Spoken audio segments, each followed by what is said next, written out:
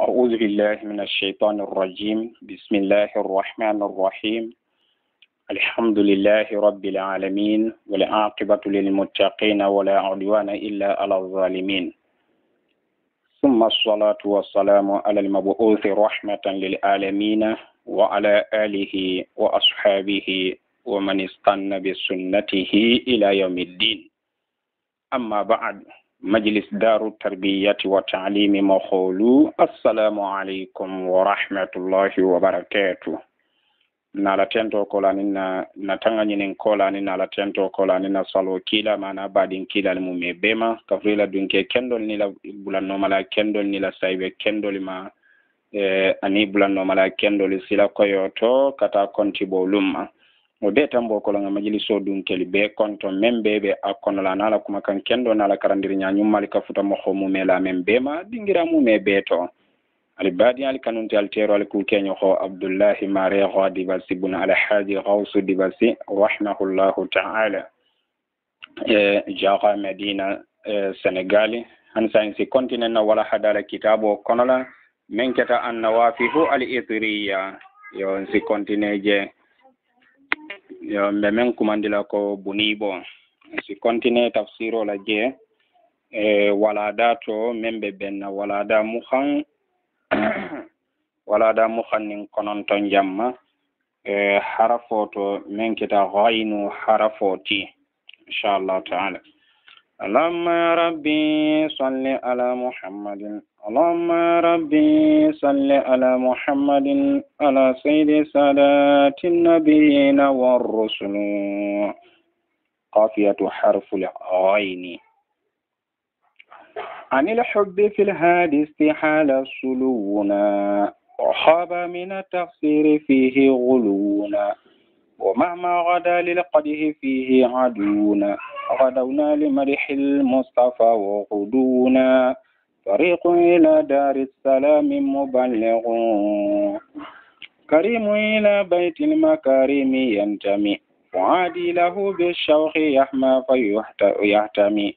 فيا كبد الحر السما لك فنعمي غمام على رود الخواطر ينهمي وبدر على أفق البصائر يبزغ وما متى ما صاب لم تنع رحمة وبدر متى ما لاها لم تبغى أمة رسول تولته من الله إسمة غرائزه علم وحلم وحكمة ودائع قدس بين جمعه تفرغ دنا فتدنا قاب قوسين إذ دنا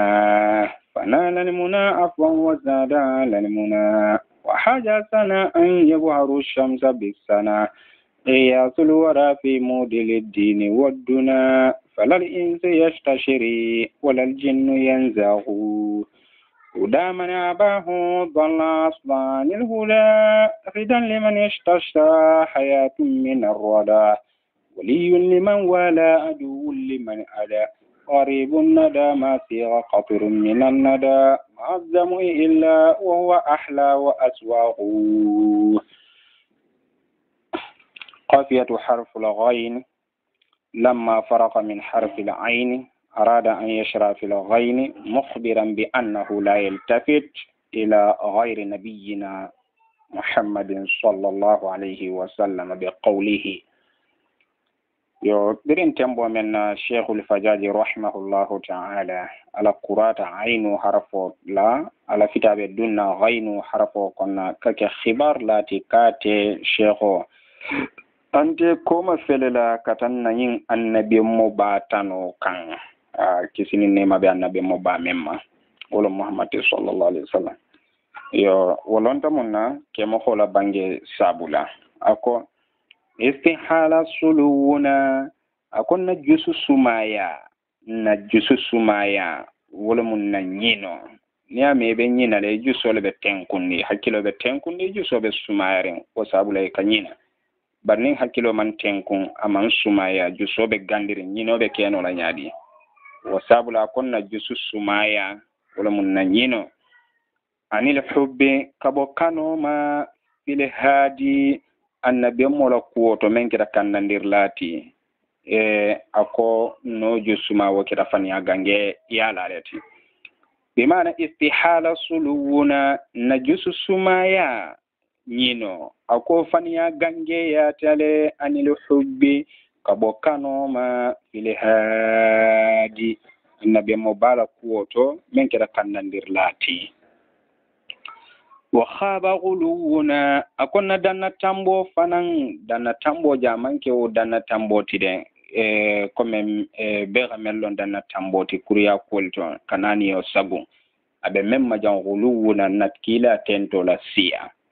ako fanan jigila wuranta ka jigitinya ka perdi bare khaba jam fanan abe qalla la kotole la bi maana qalla parce que ita fono la kila tento la ka perdi la ka kasarale ala kila tento to hani khusrano buka soto kila tento la kila tento kono la anin kila tento la yen ala kila tento sabula o sabula khaba jang bi maana qalla na kila tento la siya konna danna tambo jigila wuranta kulo holof na kila tento la dohoya mina tafsiri kabo kunto suti andiroto wala mu asandiroti fihi kila bala kunyato wa mahma akotumo tumandin gada aduuna ninja holi sorta lil qadihi tinyaro yen fihi kila bala kuoto غدونا انتلفنا لسوري لمده المصطفى سغاندي جونتنتو ين وغدونا انتلا سرودون طريق ومسلالتي مبلغ من كده مغفتندلاتي لا دار السلام كتا كسولو كونولا ولمارجانو كونو تيبيتون المنبيبولا لول نوما karimun kila mo bunyarim baleti kila bunyamo baleti yentami kila kida dambendi mogoleti ila baytil makarimi kata bunyali bumma kila bunyamo leti ndabe dambendirin kata bunya bun lelma makarimu jamu mukirima o bunyamo wala mo quraishoti ila labendiro nin kafunyogmarola bunya baro lu kan kabirin duro khototo anin kenya nyani fatiya to fuadi akon sondome lahu kila bayin bi shauqi nakanu golen sabula kila la yahma o sondome kira janila leti fayahtami abe janila koten faya kabidi akun jusowo aliharra juso membe gandiyari mindo golen sabula samaga mamun ako sankabo kototata laki ite juso yen fani ami woto e fananga nema fani ami nema yani hami sankabo men kira bonnati ala rawdil khawatiri sonne mirolu dala kenoto sonne miro dala kenoli kan o badirun bima'ana kumo koto sama badirun hanisayin sama laki badirun anjusowo hanisayin karunnim fanan koto tato badirun karunnim fanan koto tate te juso yen yebuzo karunnim men kira yengilati ala ufkhil basairi sonne jero lu bokholi kan sonne jero lu bokho kan wala mo sonne jero ma fangalu kan Ramamun kila musankabaleti matama tumotumandin swaba na bonta lamtani rahmatun ani momi jamfa mume lofo koro o badrun kila mukarun ninneti mata tumotumandin laha maja sike jaidati fasaroto matama tumotumandin laha nin alankene mata lam tabqa gummatun sun golen o mi tumume biren xamme golengelu dibi fingelu sunu goleng man torolu ni torolu abele kata rasulun kila balum tawallati hu ismatun tangole bi sita kila la minallahi kabo allah taala ma fannade kata boli konola ala ko wallahu ya'simuka minan nasi wala tunay ko qala li ya'muri wa harasahu sa'd ibn mu'adh ya'muri ko ako sa'd ibn mu'adh hakila kantale kila kanta ako wazakiwanu anin zakiwanu wa muhammad bin maslama wa zubairu wa ubad bin bishir wa sa'd bin abi waqqas radiyallahu anhum il bem molelti milka kila kanta nu ako hatta nazala wallahu ya'simuka minan nas itun ka kila kanta barbirin ayo jita kila ko hanni mo ma kanta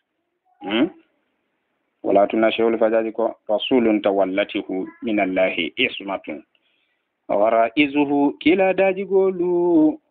wala be siyarin de abo daji goli konna ilimun ako londolo moti wa hilmun anin noxeya wa hikmatun anin londi munafang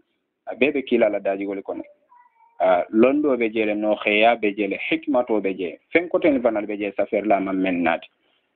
wadayi hudisin senya karfar dingiralo mu to fura kwa ke bo bonna bayna jambayhi akartandan fulo tema wala ma bogore fuloti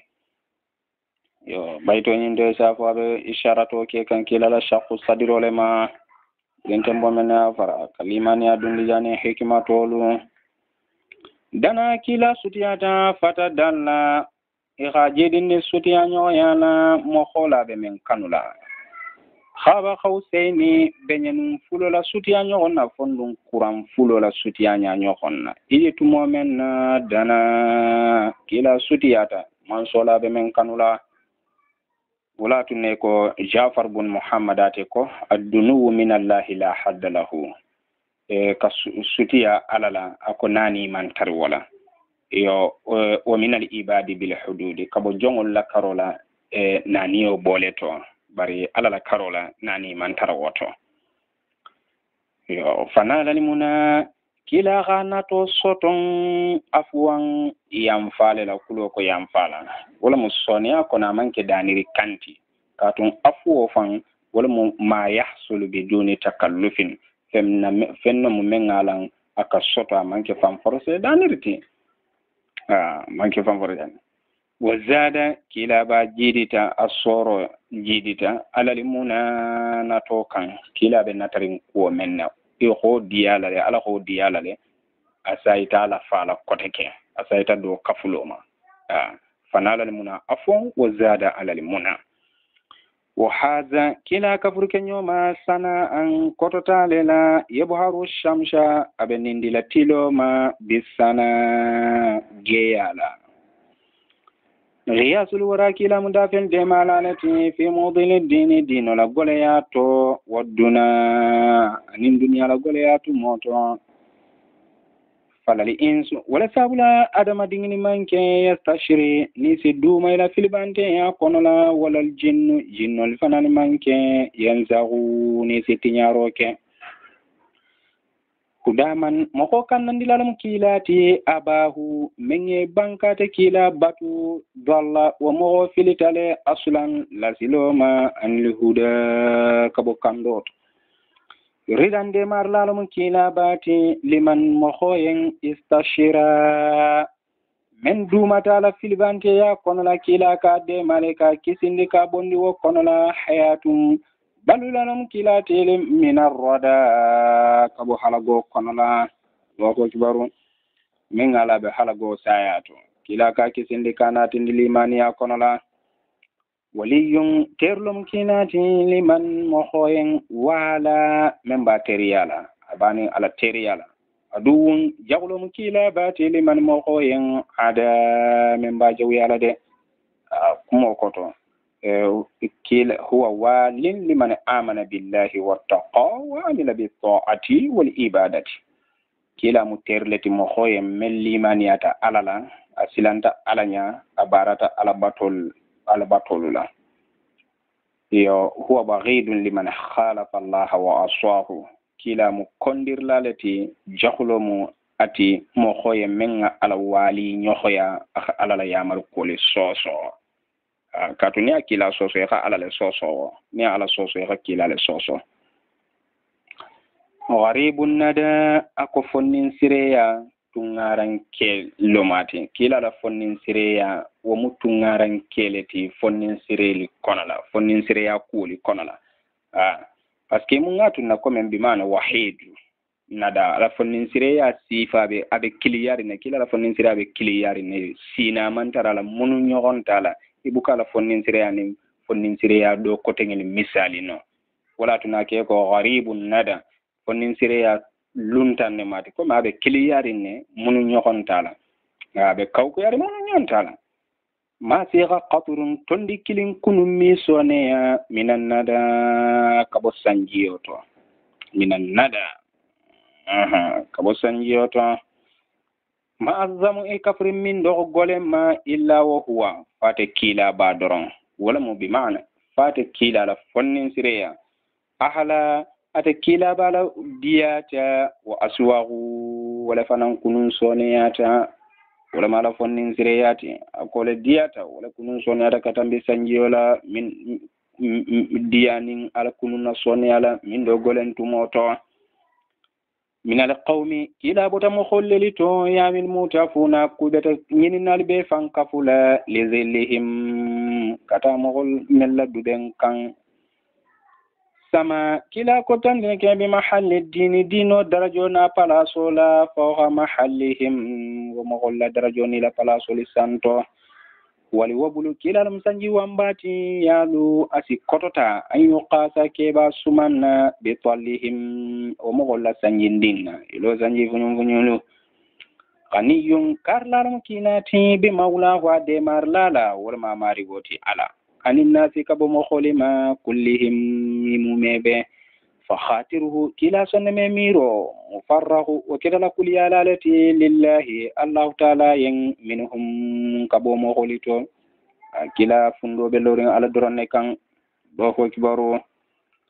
ala tonya namu tonya innahu ko kila bade manihul ilahi batuman sola sori fenomade wa khasmuhu wa nala talaro wallahi foka kila tuje doron faqad tawaffara qismuhu bil kasri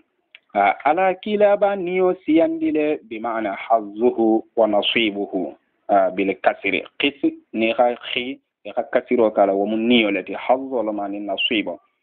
ala kila ba niyo siyandi min kulli birrin kabo nyinya kulmu me beto فخدي توفر قسمه على كلا نيو سياندله من كل بر كبني ناكل مومي بيتو خير كل به كلا نيو ورتا كتامبا بلا واجت مؤمنا خط اسمه اخكلا باتو صفي في المحفوظ له المحفوظ ولا هوتو بلا سيراتي سغانديرولا الله اكبر بيرو كده كلا كل بلا كف نيوما بيتونده غفت الأيون نالسي نغتا أمراقيه كبو كلا لسلو ما سلنزلن دما وجسمه كلا فاتي يبلغ أكيبو فتندلا يبلغ إبو فتندلا إلى الملائكة جمال ما وجمال مجنت ولا ملائكة جمال ali aala jama mele be kototare wala malaiko leti wa aala anin kata dingira to men kottata wala fanali santo do ko kibaru ko wa aala minhum bimana yuballighuhu Allah ila al-mala'i al-a'la wa a'la minhum ya wa a'la minhum yako wa huwa mawdi'un yasma'u fihi sarif al-aqlam yo même kototata malaiko li fanali be santo e kolo mo dingirati kila ka kalalla kis ko sokkangal me damenna hunalika ako dingira jamfari nyine to fasati khidahu kila lal kurado ko aniyo soto bil muradi yinim fenna kila to me nyininka to mola ga soto dingirato wa aba kila ba sagita bisayin ke baro lelitide wala moy ko farda sallulo men ditalaje qad utiha najahuhu ikhbarun men kisola tege ayen fa kullu fasadin tinyawo tinya khadina fahu salahuhu kila rabbeti ana la dadaro aho be bayla bitun غايات إبليس على فيلبانتي دبي فين جلاها صباحه كلا لفنو كينيا هو دبي فين قطتانديله كدغاس فأنقذ الدلال ولسابلغ فيلبانتي فنالك كيسندي وأرشد زيه ولسابلغ ميلالا فنالك كانداندي لو هو كيبورو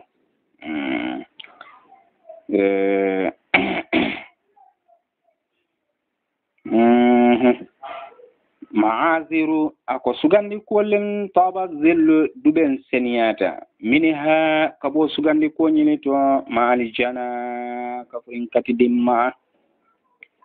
banaha shadidul asri sembo goleya moho fo danya goleya moho bambandim abe membe danya mengala be semberi abe bambandim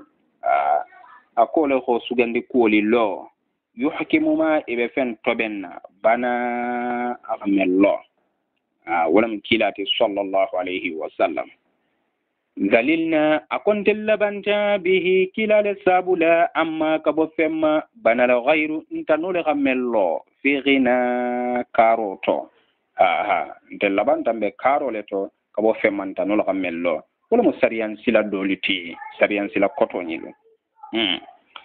wana rasulillah alla kilala nafa fi dini dino to waduna nin dunya kilala nafa mandam dunya da manna amandan dino da manna bele kafta nyoma dunya la akhirah wana unsika bil muzni sanka babonna la nafa nyokhonnomo kila misalo ala nafa na ala betia yalla mun harja la mo nafa malula misalo be ko gana unsika bil muzni sanka babonna la nafa nyokhonnom warrawdu dala kenon ahyahu wobe sinandin abe nyama kreyare abe falim fengelula abe sinanda abe nyama kreyare falim fengelula sanka bo ka bonda menka wala kila sallallahu alaihi wasallam afana na nafa be wo nyalema amantoliya safo da fengeliya ata kila banata fadara kullu jahilin fellum balo mume be xallonke miqdarahu kila darajola barabe menyinin kam miqdaru la jang wala mu sidi qoti kila la tonyala la tonyante wa hajama kullu basilin ke fati mume be dugundita kasagi koma ani ikhdamihi kabala tambo na la fatiyama ala nyato tambo na la fatiyama o malla jamo men dumata ala filibante ya konola na ala kafiri ya konola men dumata je iman som bola jalam batol ni shirko to adiha wa mohosi laban mustabah al maqatili fakhar dingiralu dagan diyalati bi mana gazalana qatilahu mohonyim fakhosi daga inteliyen al maqatilu comme mawadi al qitali غزا كلابا كيلو كي غزوات كيلو لولا دوخاتي majigindiro ke ka doxyandiri ke kulla batilin batarant kulla batilin ke fati mume bela champion mume bela fala daygham wala sabulela jatoli manke yaadu nisi danna tambi wala silla ila salifan alimanke yalidahu nisi kindiro ke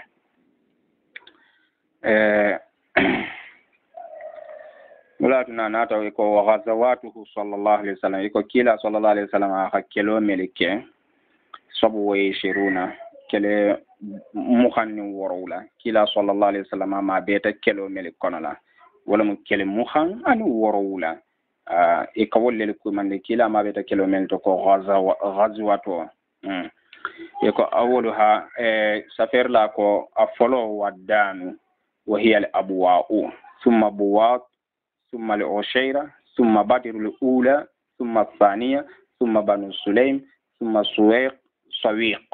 ثم غطفان ثم نجران ثم بنو قينقاع ثم أحد ثم حمراء الأسود ثم بنو النضير ثم ذات الرقاع ثم دومة الجندل ثم الخندق دول باكون الأحزاب ثم بنو قريظ ثم الأحيان ثم ذو قرن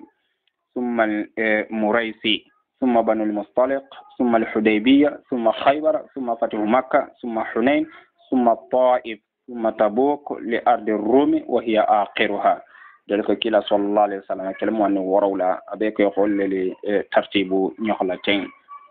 وأما عدد البؤوس والسرايا يو كلا لا كلا درجاسون ملي بارندي كا سايبو دو بولي كونلا سايبي نيامو با بولي كون بوري خاتا كيلولا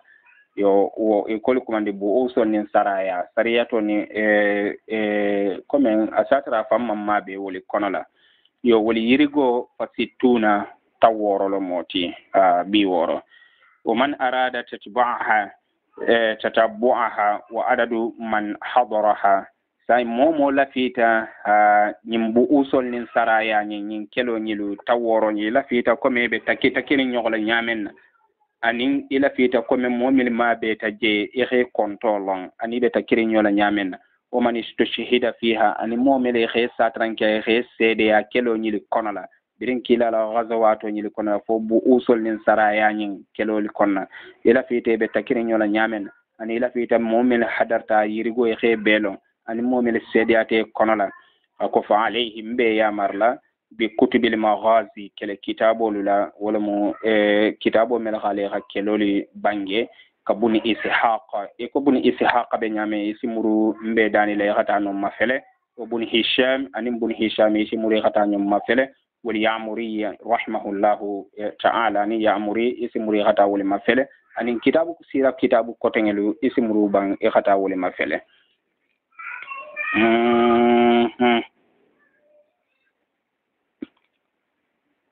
fala unsa kide fatante illa fil manakhi fo nyongo bibabihi kilala bundala doro illa fil manakhi fo nyongiro bibabi kilala bundala wala khisba sinam fanante illa fi karimi janabihi fo kilala lutera la fonnin sireyato wala mo abe kila fanna fonnin sirala fakam ni'mati nemo siyada hadi suwi gati wala soto soni andi be kitabihi kilala kitabula alma sabula wa kitabul alqur'ani bati man sakallanke ko je qul man harrama zinata allahi allati akhraja li ibadihi wa tayyibati min arrizqi dole ko ghanaima bole majang ko ma be na fala ja غنائم على الشرك فلك فندون كلا كلا ناف فلك فندون كلا كلا نافلو حلت يقول دغاندي يالا نانتلين به كلا السابلا فلك فندون كلا كلا نافلو دغاتان تلين كلا السابلا يا ماجه يا كلا صلى الله عليه وسلم واحل الله لي الغنائم ولم تحل نبيا قبلي kila ako ala kila na fulul dagandiya idomo ake dagandiya ndeng awatara man daga annabi mo kilin yan nte nya jannin tabe nala annabi mo fem tambira adodo aman dage dodo kila ko ju ila rizqi tahta zilli rumhi ake kan kala harjige ke na tambo duben na kotala wa kullu na'imin nema yusawihu igabe soto sone andi nteliyan bin nabi annabi mo horomol sabula ubutiliyatil uqulu iga hakilo la jarabi bihi kila bulanno mole sabula minna kabon tele kono la watubutala ibela jarabi la fanan la akhirato ubutiliyatil uqulu hakilo la jarabi bihi kila bulanno mole sabula minna kabon tele to duniya jang ndu watubutala ibela jarabi la fanan la akhira fami mu'minin ako mu'mino dobe je ma khala wa mu'mino man la kuliya mu'me an hubbihi kabo kila kanoma qatu mumike wa hawato min be balu katambe nana man la kuliya kila tento la mu'me sallallahu alayhi wa sallam ya wa min kafirin ako kafiro do fana menye lam yastanir wa man noranyinin ke billaji fenna tala kila min karangama wo dole be kafirol konna ala ko la jarabi kafiri yalla wo mo man na nora nyinin ke fenna kila men karang ama yo imani ghawaribuhum ake kangalu ghawaribi jungolu ghawaribu jamu gharibu la jamalu ghawaribu ti ghawaribu du ko gharibu du huwa ma bayna sinami la onok membe jungo tonka jungo ni membo tema kata kamma ekole wari yo barabe men no majal muradu bi huna anaquhum bimana ghawaribuhum bimana anaquhum bole no majal kangalu kafiro nyeli kangalu toxtala bole kuntun bil mashrafiyati fanela men keda damendilati masharifu negola aha wa hamuhum ako jako nyilu wala mo kafiro nyili kun kololu tuslaku iboli tela ke fara bis samhariyati samhari tambole la wala tambola men kala da men dilati sama anin kono hanin tore wa wa min badi wa mau'idun ako nyina ba min badi haja abayin limani anin kafiriya koma walla abayin duniya balwo kola a nyina ba be jeda ayu mau'idi wala mu nyino be kamallinti he loko bar wala mu l'akhirati wa nyino be kamallin wala mu l'akhira lu woti bitunde almaso ne lan nalbe yen munta kullu sura kun usuda de kundiga mumebe dandali amad bayen fihi wanyino to kato ala kila nyina kuballa jede ala ko kila asa an yab'athaka rabbuka maqaman mahmuda wa man lam yuti'hu mu'min man kila batu al yawma bilun wala mu dunya jangi man kila batu lam yanju wa mogomi kisi fi gadin sininde mem man kila batun bi wala mu dunya jang ite mi kisi kabo alala ya hanqato ma sinin wala mu l'akhirah alinga kila batu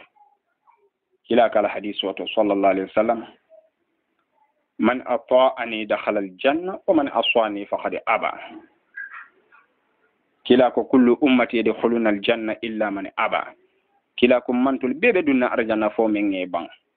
say bol kay kila arjanna dun jombe banna wala kila ko man ata'ani dakhala aljanna kila ko men ngam bati bulatan noma yesidun arjanna man aswani faqad aba men ngam so man som bulalam ma ibe wo banne woto ni bang inte tala arjanna bang kilama inte ta arjanna de an mun kala sonnati kilama kanke bulan no malati kila noma غدا سنين تشتلا أنوار جاه محمد إبن محمد بالا علي هرمو نورو لانكن منديلا سنين فأفياه كلا لدبن في الهشر كفولون تو عدفا ولا يرواتا وأسباغو ولا فنان كمالتا أطاء مرؤ مغنين باترو كلا لم ياسي مخو ممن صورك أحمد بالا ربه amari gola ata amru mokhondinga baturo kelede lam ya'si mokho memman sosorike ahmada kila bala yamarola rabbahu amari gola mokho ala batule momen ale man kila la yamaro soso kuma bolenom katu ala ko man yuti ar-rasula faqad ata allah men kila batiha ala le batu wa mukhurani ayolet لأن الله تعالى كاتون على من سكلن كي قرن طاعتها خاتبته جكي بطاعته كلا بطوللا ووعد على ذلك بالصواب الجزيل أنا تنين روك منها كلا بطو أبي إسر على سر جماع باللا وأوعد على مخالفة بسوء الإقاب أخنين رو فننك كغنغن دلا روك كلا والي نيخيار الله مخوين لبنيا جخيالا منها كلا والي نيويا yo awjaba imtithala amri akha wajibi yandiro ke kila la yamal koli baro lela washtina bina wahiya kila la fatandir koli fanjam fandola man sakallan ke ko alquran o konna wama ataakumur rasul fakhudhuhu wama nahakum anhu fantahu wala tuna shaykhul fajaji ko ata'a mur'un lam ya'si ahmada rabbahu wa abghad rabbul arshi la reso margo ka konke man mo khola lam yuhibbu mimman kila kanu ala hete konnere fihi almun kila kanu laluti walaula hawanin kanu tunde fihi kinana koto taharraytun tasijeri kasbahu wa kanu bulla barola ariqtun tunenta kasu bi bahri dhanbi junubo ba kono la lakinna hubbahu bardun kila ba kano tadarakani wala dagitante ma minhu kabo junubo baba kono la khadikitun nte sudiyata dondin anshahu be tuninna wala mum be falaje dondin doron be fakala Allahu akbaru. bara hubbuhu kila kanu galle sero ke qalbin to sondo mela fa akama to bendiri ke natahu ala leserola wolima mun sabula la nin kila kanun tente sonde me lesela wa kullu khaliqi alhal to dafeni mu mebe fil fadl tatahu ibebe kila ba kotole fil fadli fasmante yato mun atuna nin kila kanu tente sonde me lesela dafel bebe kila kotole fasmante yato wala ta ite manke tuwafi ni siti mandiri kede madihahu kila ba tentola ma sharahtahu madame ka lanken mandi ka koyindi ka sharahu ay ho ke nya wonya imi kila tento timmandino qulubuka ila danna tambo bari abe menno ma danna tambo ni ngamen fa manke sariya nani yo tambo tide abe menno ma kila tento la seyte la kila tento la siya tafsiru wa muddasalati kila haqqoto idha madahtahu ni ga kila tento kafu nyoma ita kila tento membela yo hol be juruma nyoke ga kafu alon ko kila haqqo hanta yi dasataleje fakun wote sike mufliqan nento dioti men ala kumo be seniaring abe fasuhuri fali amuru kila la kunya wala matento ala wala kototata wa abulagu wala fanandanna sita munaya nato mina dareni kabulu fuloto haqqan tonya muhammadu wala muhammadu batide wala abdu kila la mu jonti de ni malon kila la mu jonti ma lam yerda femmen kila man dunya la lam yerda sayyidu amarigo fanammi dunya wala mu alati bimana femmen kila man dunya ala alonko alami dunya wala wo bimana lam yardahu Allah ta'ala comme wasabula nga mellon doron na Aisha la hadiso to na isa ko kila dajigo al-Qur'an olmo bimana la lam yardahu Allah ta'ala li anna khuluquhu sallallahu alayhi wa sallam ala al-Qur'an yarda bi ridahu wa yaskhatu bi sukhtihi yo ngalon ko comme wala tuna shaykhul fajari ko kila la mu jonti ni malon kila la mu jonti de femmen kila man dunyala kuntigo mi dunya wala mo alati alami dunya wala katun kila daji go mal qur'ano le kila ka dunya fenna al qur'ano dunya ta menna wo mu dumu ala la dunya le kila ka jusbo ka kamfa fenna al qur'ano kamfa ta menna fo adi nto sondame be bodi na jamfo sabula anihu kabo kila ma ishtu madame be balwo kono la mukimadu o kira sunnu la le doron abe ko sunno le be no kundi wo kono la doron khalili namin do golen wala ma ablu man futa ilayhi kata kila ba kontom mujaddadu o kira kuta la le tin ala nyinkan ala jamfana bi mana ma'a kafrin yimma anna qalbi kon sonde me yataballahu wa kira futalalati bil munanato made o ma jamun femmo uraji ninte bajigila bada dhafin sembola lam pokola wa shaybatin aninti koyo kola kumbe fata tepu ti koyola sembola futa nde mune jila silang wala khaliba sonne mente minni kabonte la yastaniru membe noranyinin kela bi tawbatin tubola de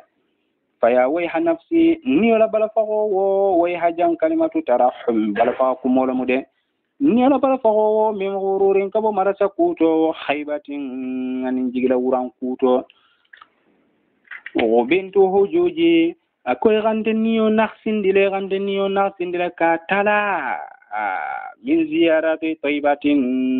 kabo madina kontonto ako abe konte moleti gande niyo dasandile abe konte niyo man kamali tembo men man kila konton madina abe kon niyo adastale wallahi o manli ako man li jombe sanga talante embi wajhin nyada la yumarrahu be nyada mem mamula fi saraha madina bankoto da hadisa fi nafsi ako wallahi niyo khawye ya tale ka fellom baliya لقد فعل رأيها والله ني ولا حكي جيرو أفوتالي خطأ أو أقول السطو أفوتالي وما صح وعيها نيو لا نينو من ساها نيو لا نينو أمن ساها li nte yang fi qasdi yathriba madina kherkheroto faha ana nte felenti la anfakuntente wulila ma aqala ayuha madama niyo nyina dugundo wo bente kumandiyela madama ben kumandila kan mbali gharami nte la kanu golen biha madina nyinto wala mo madinatu rasul صلى الله عليه وسلم يزداد وبجد لله ما زاد نعيها ما دام مدينة لجام فو بجد لا كاتون تبي جام مدينة بفوجنا مدينة بجانا تبي فوجان ما دام أنت تبي جام فريني لان تلا كانوا قلنا بجد لا لدرو مدينة جينيو يالا فعيشي انت نبلو بها مدينة قنولا أهنا ولا سونياتا ين وأثنا ولا كتوتاتا وعرفاؤ wala fanan yiri watade abe mu koto talati barbita alhamdulillah abe sifatarol tale balu wala yiri wo nala soni anala sinan alhamdulillah tabarakallah gharam nakanu golen hasha qalbi akhan sonno me fandika soso falillahi ma fenka ko man sola maroto hasha men sonno me soso wala mo kanu golen men sonno me soso ka fandi tep yehiju ako kanu golen me mama na ida habban nasha nin sera dima maganta doron min taybata kabo madina konola wayafshu ako be jensendiro kela ida mashin min sinnata malalu yu'amiluha ako madina khere yu'amilu madina khere masha tamola kata madina ake saje dura ka jensen غدا شوقها ako غدا شوقها madina bagana yiro ako bagano yiro comme madina kan golen wo bagana yiro madina kan golen wo bagana yiro bainal jawanihi wo be mbarsa kulolele tema wali hasha anin konoto noho abeko wo yiro be non bagano mo yiri lati akima ka diya bake ako gada shawqiha madina sate kan golen bagana yiro bainal jawan wala be barsa kulol tema wala hasha anin konoto no fayalifahu ako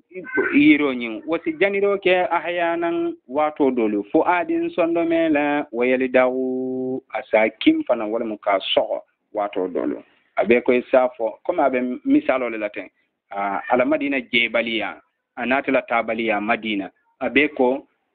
kan gole membala madina kamma abe ko safo kima yir kunto wala ba barsa kulol tema ni wo manta doron isaje jusonin ka gandi kan gole na koreke madina je nyoyala kata kila konton madina sallallahu alaihi wasallam madina min mawla madinatu rasul sallallahu alaihi wasallam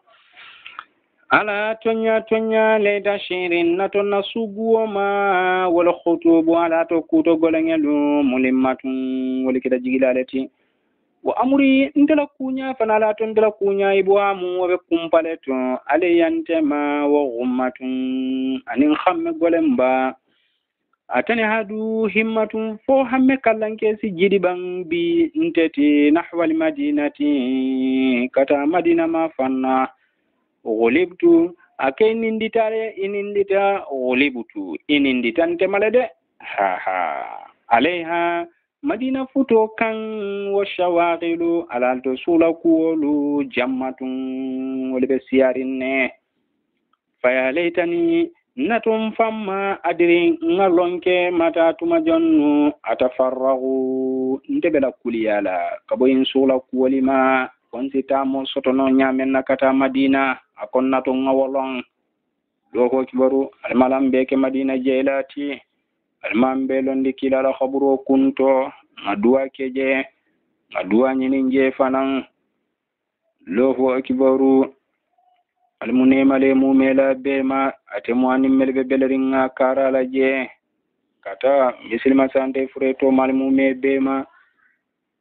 اللهم يا ربي صل على محمد اللهم يا ربي صل على محمد على صيد صلاة النبيين والرسل هنا انتهى حرف الغين ويتلو حرف الفاء إن شاء الله تعالى والله المستعان